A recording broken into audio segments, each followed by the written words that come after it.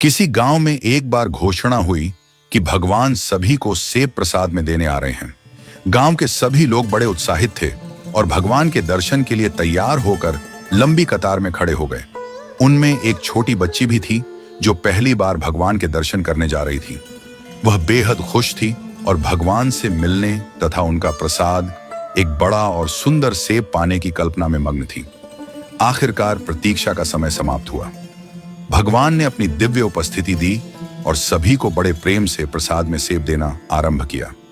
जब बच्ची की बारी आई तो भगवान ने उसे एक बड़ा, लाल और चमचमाता सेब दिया। बच्ची का हृदय प्रसन्नता से भर गया, लेकिन जैसे ही वह सेब लेकर कतार से बाहर निकली, अचानक सेब उसके हाथ से छूटकर पास की कीचड़ में गिर गया। वह सेब गंदा हो गया और बच्ची का चेहरा उदासी से भर गया। अब उसे दोबारा कतार में लगना पड़ेगा। दूसरी कतार पहली कतार से भी लंबी थी। बच्ची ने सोचा कि इतनी लंबी कतार में फिर से लगना मुश्किल होगा, लेकिन उसके पास और कोई विकल्प नहीं था। वह धैर्य के साथ फिर से अपनी बारी की प्रतीक्षा करने लगी। इस बीच कतार में खड़े अन्य लोग ईमानदारी से अपनी बारी का इंतजार कर रहे थे और प्रसाद के रूप में सेब लेकर जा रहे थे। बच्ची देख रही थी कि आधी कतार को सेब मिलने के बाद भगवान के पास सेब खत्म होने लगे। अब बच्ची और भी ज्यादा उदास हो गई। उसने मन ही मन सोचा, क्या मेरी बारी आने तक सेब खत्म हो जाएंगे? वह निराश थी, लेकिन यह बात नहीं जानती थी कि भगवान का भंडार कभी खाली नहीं होता।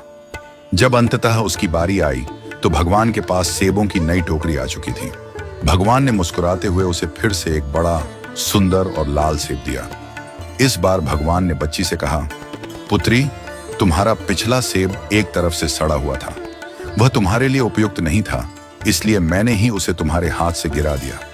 मैंने ऐसा इसलिए किया ताकि तुम्हें एक नया और उत्तम सेब मिल सके। बच्ची ने भगवान को ध्यान से सुना। भगवान ने आगे कहा, तुम्हें दूसरी कतार में इसलिए लगना पड़ा क्योंकि नए सेब अभी पेड़ों पर थे। उन्हें यहां आने में थोड़ा समय लग रहा था।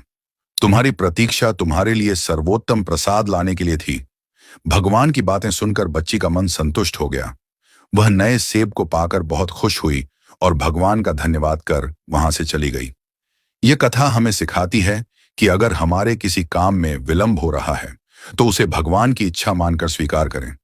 जिस प्रकार माता पिता अपने बच्चों को सबसे उत्तम चीजें देने का प्रयास करते हैं, उसी प्रकार भगवान भी अपने भक्तों को वही देते हैं जो उनके लिए सर्वोत्तम होता है। भगवान के भंडार कभी रिक्त नहीं होते। ईमानदारी और धैर्य के साथ अपनी बारी की प्रतीक्षा करें। जो आपके लिए उचित है वह आपको अवश्य मिलेगा।